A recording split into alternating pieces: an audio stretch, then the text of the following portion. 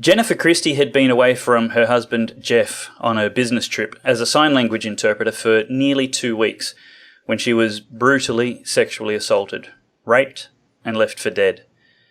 But what happened over the next weeks and months was even more life-changing than either her or her husband dared to imagine until it happened.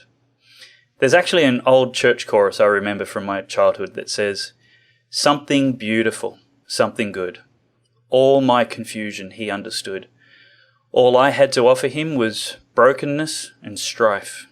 But he made something beautiful out of my life." Jennifer's story is controversial and confronting, as well as a powerful story of beauty rising like a phoenix from the ashes of unspeakable destruction. It's an example of the good news that Jesus came to preach when he quoted Isaiah 61, and he said that he came to give those who mourn beauty in exchange for their ashes. You're going to want to stick around and hear why this beauty is upsetting some people and inspiring so many others. Warning, you are now entering a diversity zone where different opinions are tolerated. This is not a safe space. This is Pellowe Talk. Jeff and Jennifer Christie, welcome to Pellowe Talk. It's a privilege to get to chat to you today. Thank you. Thank you for having us. Thank you. Jennifer, why don't you start just by telling us the story from the beginning? Okay. Well, like you mentioned in your intro, I'm a sign language interpreter, and I was traveling. I didn't often take jobs that were out of town, but every once in a while something would come up, and this was, right after Christmas, and we really could use the extra money, and so I took this assignment that was a 2-week job. And the first few days I was driving back and forth. It was like 7 hours on the road in total, and it was like all night, early in the morning, and it was really difficult on me. And so towards the end of the first week and for the second week, Jeff was like, "Why don't we just get you a hotel room? You don't have to worry about traveling back and forth. It'll be safer. I don't like you on the road falling asleep." And so that's what we did. And on the last day of my assignment, I finished up work and I went back to the hotel room. And it was very windy and snowy, and this wasn't an area that usually got a lot of snow, so it was pretty deserted. People were closing up shop early, and everyone was sticking close to home. And I had kind of bundled myself up in the car, and I only mention this because they kind of teach us as women to be more aware of our surroundings, to, keep an eye out for anyone behind you or what's going on and things like that. And I like to think I usually do, but I didn't. I was so focused on the cold and getting to my room. And so if someone were really even close behind me stomping, I wouldn't be able to hear anything. I get to my room and I open the door and I just kind of drop everything on the floor in a big pile. And as I turned around to shut the door, there was a man in my doorway. And when I speak, I always say this would be the time, if it was a movie, that you would hear scary music, or the man would be foaming at the mouth, or something to signal that I should feel frightened, and I didn't. He was very young. He looked to be just a few years older than our oldest at the time, which is around college age.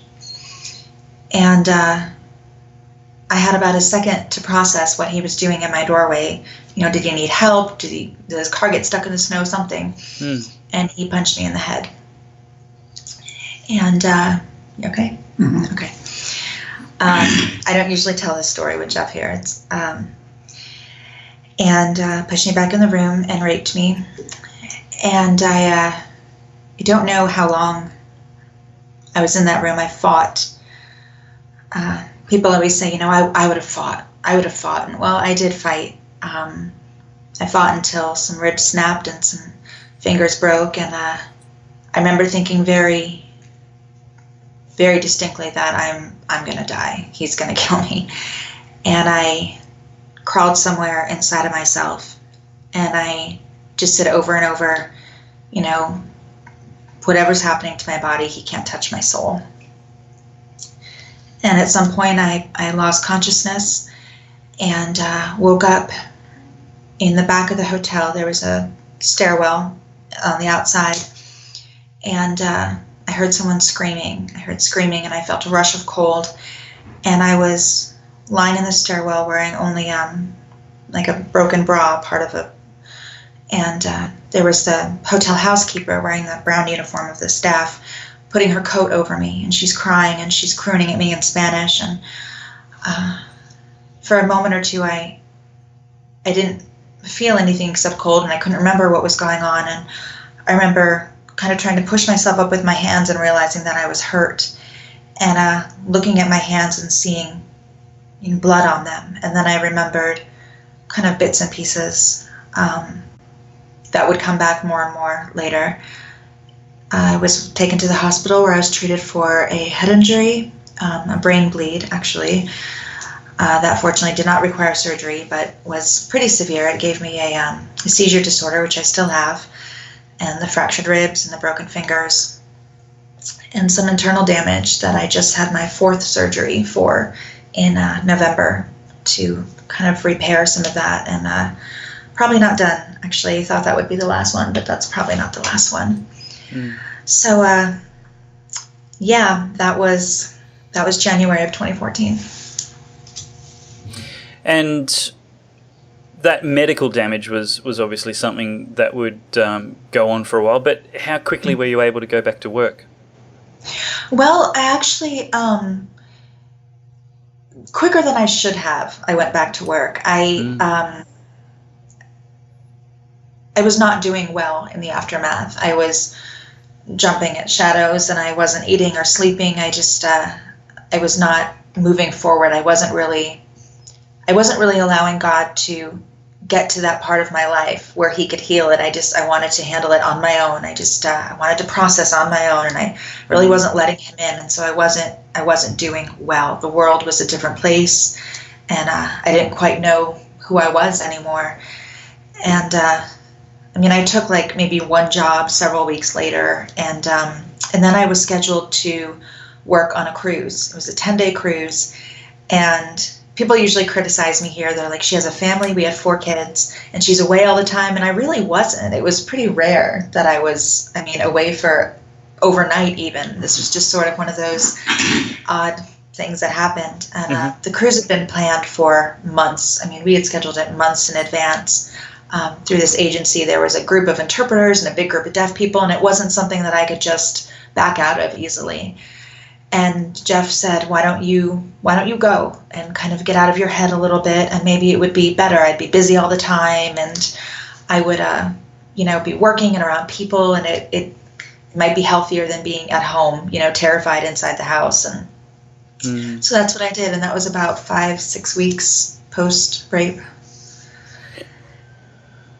Jeff, why don't you tell us, I guess, what it's like for a husband, the protector, whose wife has been raped. You've sent your wife away for business. You've tried to actually bless her and look after her and make her more comfortable and safer by cutting out this traveling, and then it turns out that that actually, perhaps was a contributor to the unfortunate, assault, obviously tragic assault that happened. But even, when you found out that she'd been so horrifically assaulted, and then trying to look after her in the days and weeks afterwards, that's not something men get training on how to care for and comfort and protect their wives. How did you deal with it? You're right. There's no training there. And I have always tried to do everything I can to make sure that she was safe on the occasions when she did have to travel. As much as I could, I would take her if there were long trips. And this case in particular just wasn't feasible. We had a lot of stuff going on as well at the house with all the kids, and I did everything I could at the time to make sure that she was as safe as possible. And it obviously wasn't enough. This man figured out a way to get to her. And I spent a lot of the weeks afterwards second guessing myself, trying to figure out what I did or what I could have done differently. You can imagine it was very frustrating.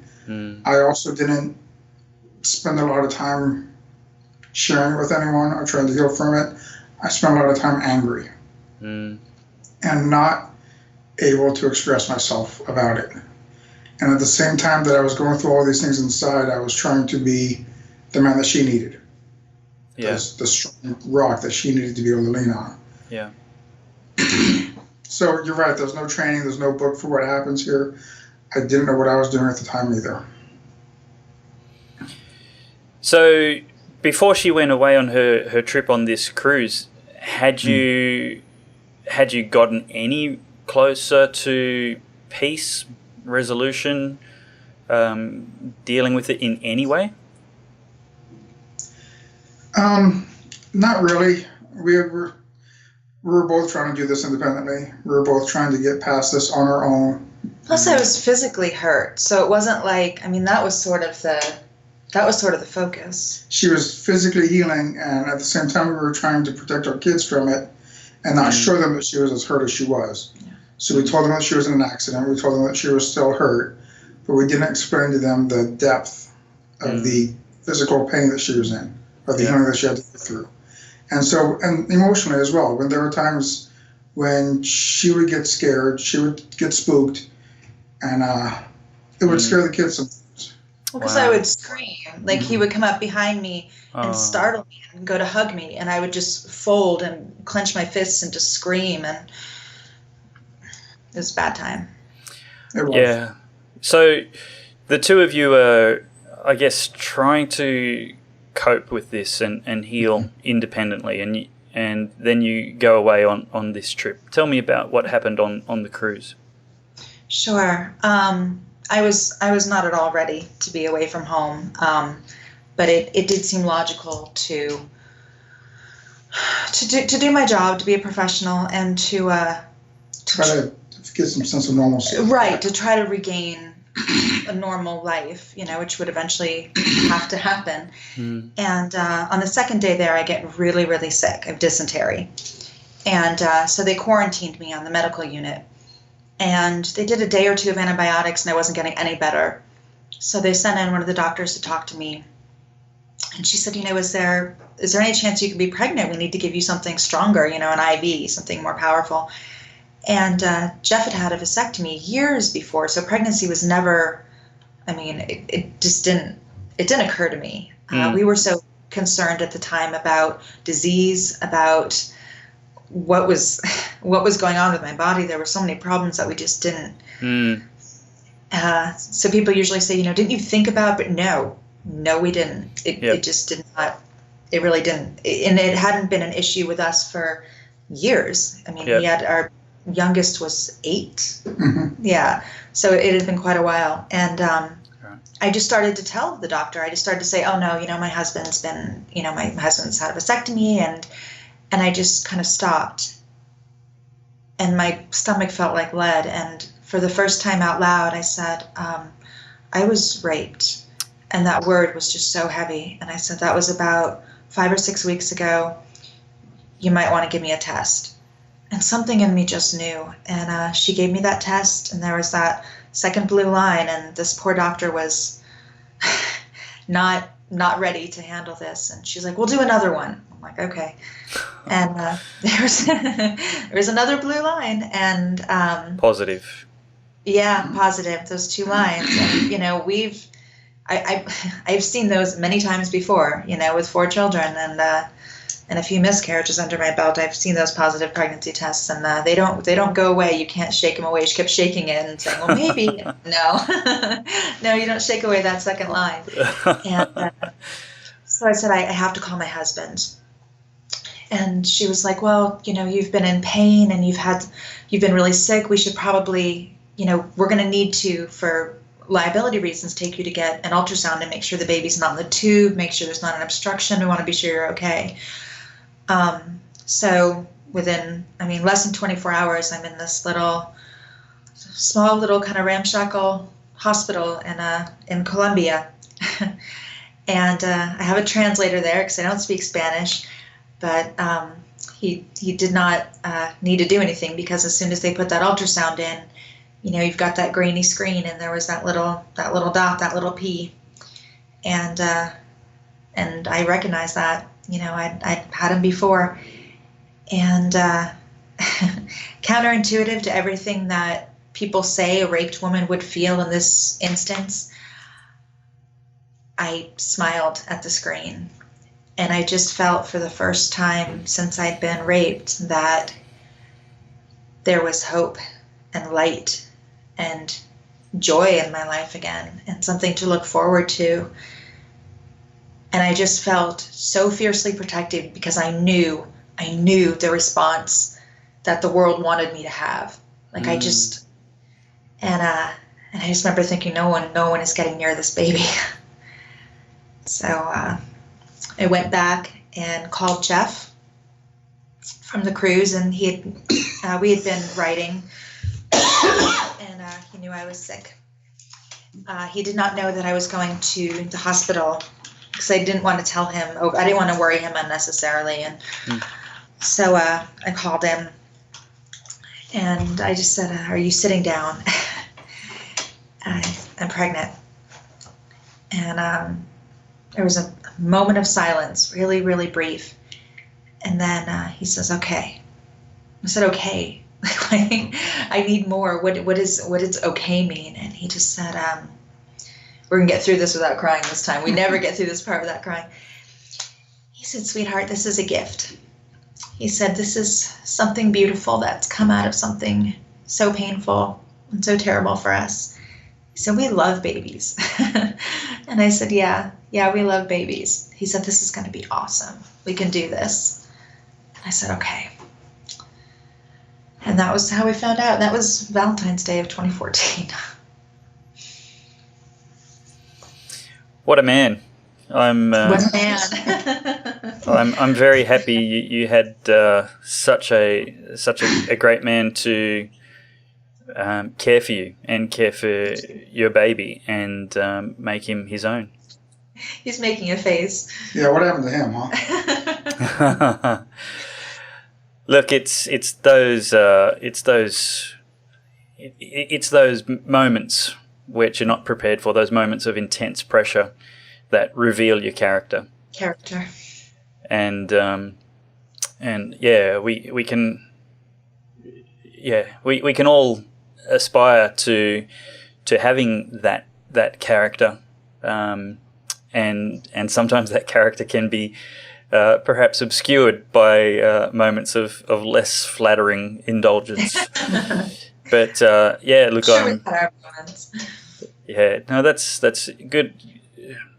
Well done. Standing by your woman.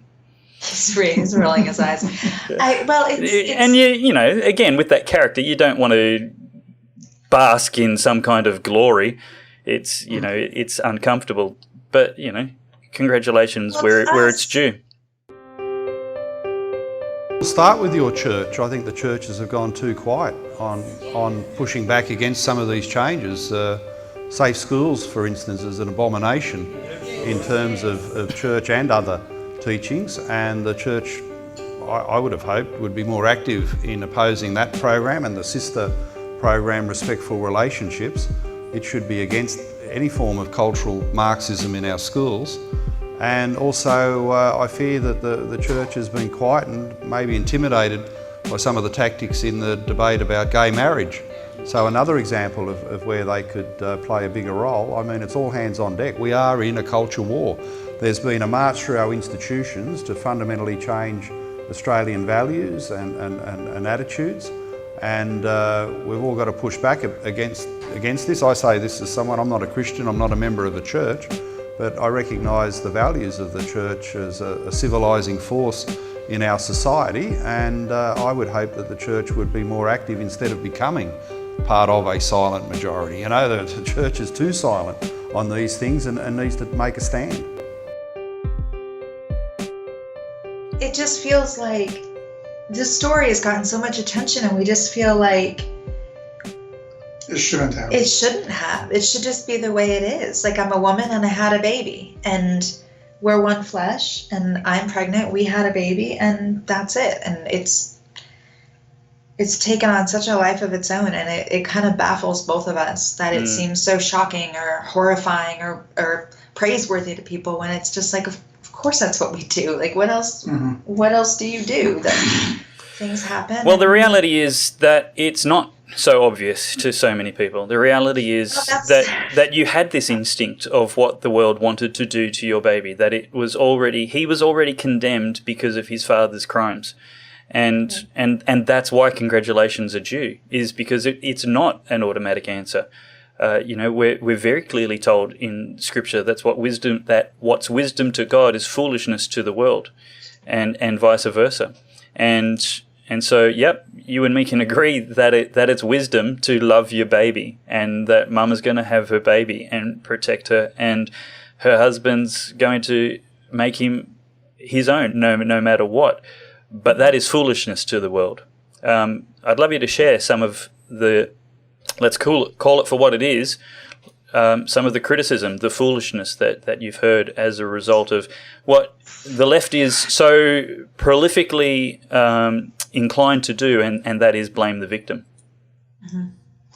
Well, there was a lot of, well, she's lying, she's covering up an affair, and it's public record. I mean, to an extent, you can see where the crime happened.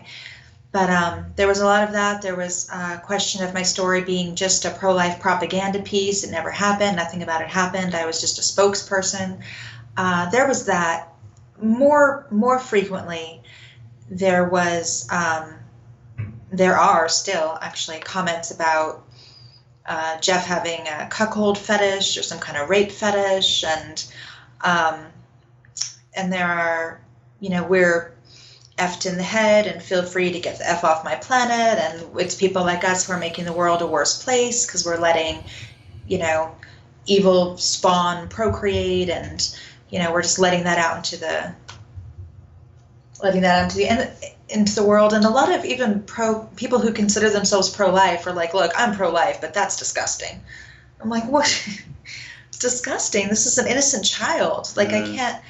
But there have been a lot of people who've, I would have coat hangered that rapist DNA deposit, before it had a chance to implant, or all kinds of comments about how messed up we are, how we're religiously insane, and we're trying to say that God planned the rape, and no, that's not what we're trying to say.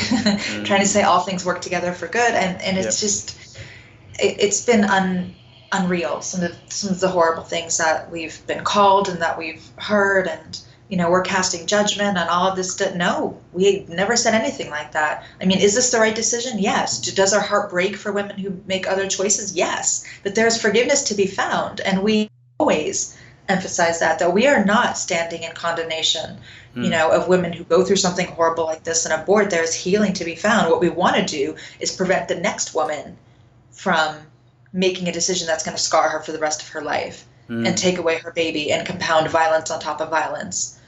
It's not being discompassionate.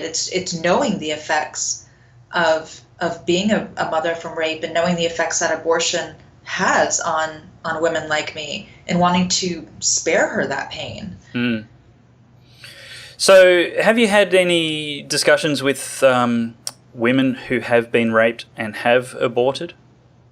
Several. I spoke in Ireland last year in September, and on the tour with us, there was a woman who had aborted after rape, and this was probably 20 years before. She was getting ready to have her fourth baby, and she was still crying when she talked about it. And in my experience, and I've spoken with countless women, I don't even know how many, that's been the response. I had an abortion so many years ago after rape, and I didn't know what else to do. And they're telling me this with tears in their eyes. And this could be decades earlier. It's not something that you get over. We hear all the time that, well, you can't have this child, you'll always have this reminder, and you don't need a reminder to remember that you were raped. That doesn't go away. But what the child does is well, we can talk about that. But I mean, it's a path to healing. Whether you raise a child or place a child for adoption, being able to protect someone when you couldn't protect yourself is an amazing. That's beautiful. Sorry. No, that's exactly the way culture needs to reframe this chaos of rape. Is that beauty can come from ashes, and that meaning can be drawn from it, and that not for a second does that mean God designed it, planned it, or architected it. What it means is that God values free will above the absence of evil, and He gives us that opportunity to cooperate with Him to, out of the evil of somebody else's free will, work together to bring something good and redeeming anyway. Right. And something that we hear a lot is just, it is about the compassion issue. If you were compassionate, you would make sure you wouldn't want abortion to be outlawed, or you wouldn't want abortion to be illegal if you were compassionate, because, this is what's best for the woman who's been raped. And so I'm like, okay, well, instead of that, why? First of all, it's a horrible lie. But second of all, rather than that, why don't these same people focus on,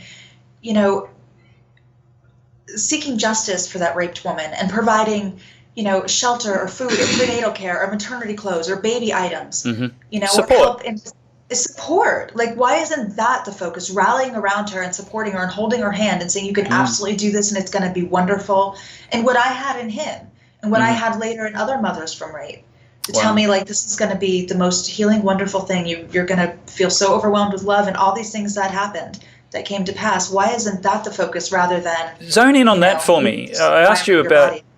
Sorry, I asked you about women who'd aborted after rape, but tell me about the mothers after rape. Tell me, that's a great. I hadn't even thought about that. Tell me about what their testimony did for you in your situation. It was invaluable. I got connected with an organization called Save the One when I was in my very early stages of pregnancy, and the woman who founded the organization, Rebecca Kiesling, connected me with this network of hundreds of women who either were conceived and raped themselves or had children by rape. And we have a secret Facebook group. There are about 100 of us, and we constantly, are encouraging each other and sharing pictures of our children, and, when they're either doing first communion or baptism or tap dancing on stage or something, saying, look, these are the children the world doesn't want here. These are the children the world says are, evil or damaged. And it's so nice because we've all been through that, and we all feel like we have to constantly defend our children's right to exist. And so something that you'll find, this kind of horrifying but beautiful sorority of women, we're so supportive of each other, and we're so loving to each other's children, because when they grow up and they find out about their conception stories, they're going to have each other when they have these questions. So it's like I said, it's sort of a horrifically beautiful thing. That's a beautiful juxtaposition with feminism. It's not poisonous, but it's empowering. It's just it's lovely, and that's why I want to share your story, is because I want to empower women. I want women to get information. I want women to get truth, and I want women to be able to benefit from the healing that a child can bring, instead of the imposed doctrine that the offspring of a rapist is somehow a curse on themselves and on the rest of the world, when that's a heinous lie from the devil, and all they're doing is piling on more violence as a solution to violence, and there's no solution there at all. It merely compounds the tragedy and creates extra grief for the rest of that woman's life, which is not something that anybody who loves women should be doing. No, it's a negative. Yeah. Absolutely. And something that I hear a lot of the women who are post-abortive say, and this is, I mean, hard for me to even fathom, but they say that the abortion was even worse than the rape, because the rape, you're helpless, but the abortion, you made that decision to allow that violation to occur. And so you allowed that scarring to happen. And it's just been, it breaks my heart. And a lot of the criticism that I've gotten from women who are, screaming that the abortion is the best thing that they've ever did, and it's the best decision they've ever made. I always have to wonder, well, then why are you so angry? Like, why are you yelling at me about an abortion you had decades before if it was, if it did nothing but wonderful things for you? You seem to carry a lot of anger still. And why is that? I'm not angry. I have a beautiful 3-year-old child. I went through something horrible, but I have no anger in my heart. I have no rage. I have no bitterness. And if you compare that with the women who are screaming about how they had abortions and it was a great thing and it helped them heal, and all you need to do is kind of see that, like you said, that juxtaposition. It's very clear to me. It must add insult to injury when people question the validity of your story and the fact of the violent, brutal assault, when you have to go to hospital and see those x-rays and those ultrasounds and undergo those surgeries and all of those incredible ongoing assaults on your life. In a way, the assault doesn't stop. It's an assault on your healing physically, the destruction to your body. It's not just unconsensual sex. It's a violent, brutal assault with lots of physical damage, and that may be something that men in particular can't appreciate until they're told. And I don't want to go into the details. That's just not tasteful or helpful. But I think what I do want to highlight is that we can help, and it's been a privilege, just in a very small way, nothing extravagant, that I've been able to donate to your GoFundMe account for the ongoing medical bills you have, that insurance doesn't cover, that the government doesn't cover. You're left as a victim of a crime through no fault or decision or natural event of your own doing, with these incredible impositions still on your family. And why don't you, maybe Jeff, can you tell us a little bit about how that's impacted your family finances? Because finances is as much as it's quite I don't want to say shallow or superficial. It can seem like that, but it's actually an incredible stress on most families who aren't extremely well off. And so, how's that added to the stress of this event? What now? A few years ago. It is. It's an aspect that a lot of people don't consider when you're dealing with trying to recover from something like this. But like you said, and like Jennifer mentioned, there's multiple surgeries that came from it. They're not cheap. She hasn't been able to work. She's had very minimal work since then, and her income was not insignificant at the time. No, I was the main. He worked more, but my income brought in it was our primary income. Okay. And of course, there's just the physical aspect of having another child in the house, a baby. Those expenses there. We ended up having to move out of the state for a number of reasons, and start over in a new location. And it's been a struggle, monetarily, of course. Since then, starting a new job and having to start at the beginning and build our way back up. We've got a ton of emotional support. We've got a ton of physical support from a lot of amazing people around the world. But that's been because we have had that need that we had not expected to have, that nobody expects to have. Yeah. And we were very uncomfortable with the GoFundMe. We really resisted. It was never our idea. No, it was never our idea. But someone started it, and I was a little more amenable to it at first than Jeff was. But it's been a huge blessing. I don't know how we would have survived without it. And we don't want to do it ever again, but we do have these ongoing issues, and my work is limited by my seizure disorder, and I'm not ever supposed to drive, and he has had to miss, oh my gosh, so much work for helping me recover. And then when I have seizures, I can't really be left alone with the little one, and it's just been challenging. The few jobs that she has been able to take, for the most part, I drive her to those jobs. I'll miss work in order to do that. There's always the expenses of new baby and diapers and food.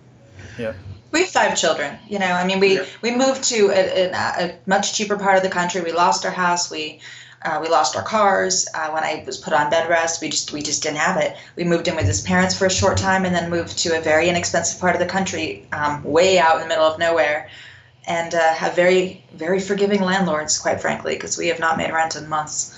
And we just. I've said that.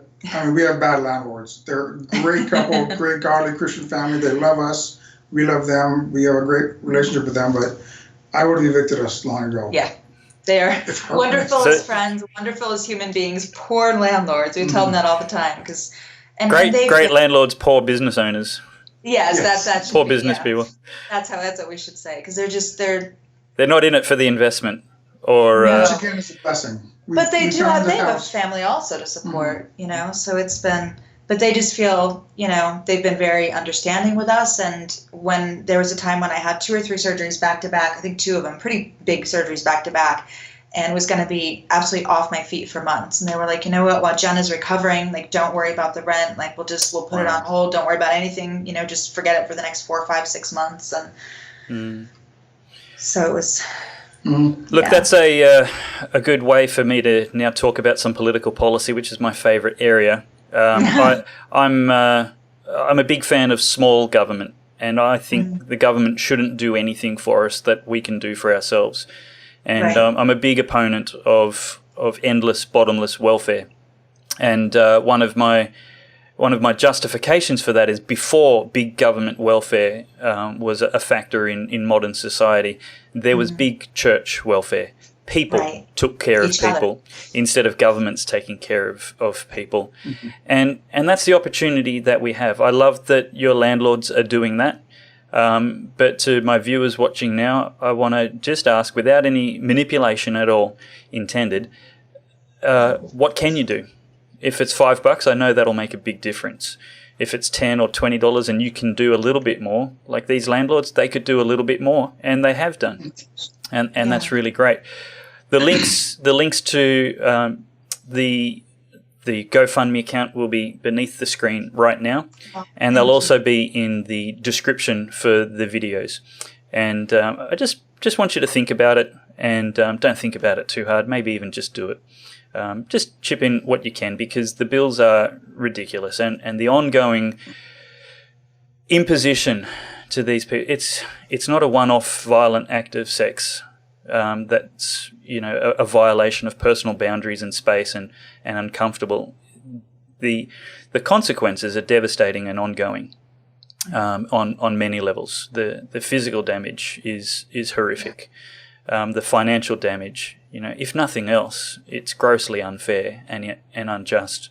And it's something that we can make a difference in, and where we can make a difference, we should. So please don't despise a small amount. If you can give even a small amount, just chip in, because together we can make a big difference to these guys' lives. And you know what? This story is worth sponsoring, because this story is saving lives. This story is empowering women to be healed, and to be healed's the best word there is. That shouldn't have to undergo this violence, but we can make a difference by helping these guys. Guys, I love you.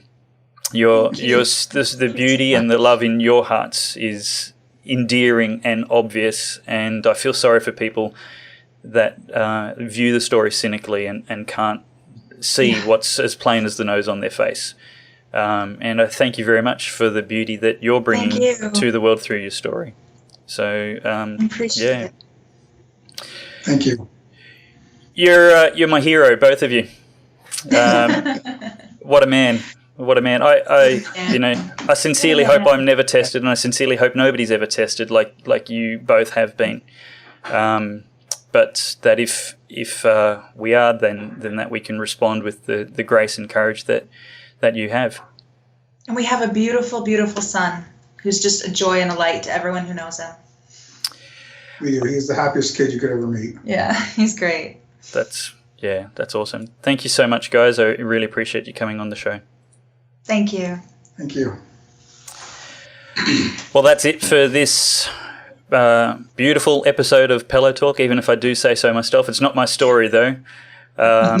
It's a story of something beautiful. I'd really love you to share this and help spread the word that something beautiful can come out of... sorry, that's for the viewers, Jennifer. Sorry. I'm wrapping up now. Cut. Something beautiful can come out of something horrific and ugly. And we need to tell the world that's something beautiful. The answer to rape isn't violence. The answer to rape is hope and love and grace. And what women need after sexual assault is support, understanding, and, first of all, belief. Just don't doubt their story. That is so dumb. And if any of my viewers are doing that, I'd really appreciate if you stopped watching and went elsewhere. It's just, yeah. So share the story and tell the good news that life is beautiful, life is sacred, and life is redeeming and healing. And I would love to hear from you. Questions, criticisms. It is an open conversation, and I'll happily tell you what I think if you're wrong. That's Pellowe Talk for this episode, and we'll see you in the next one.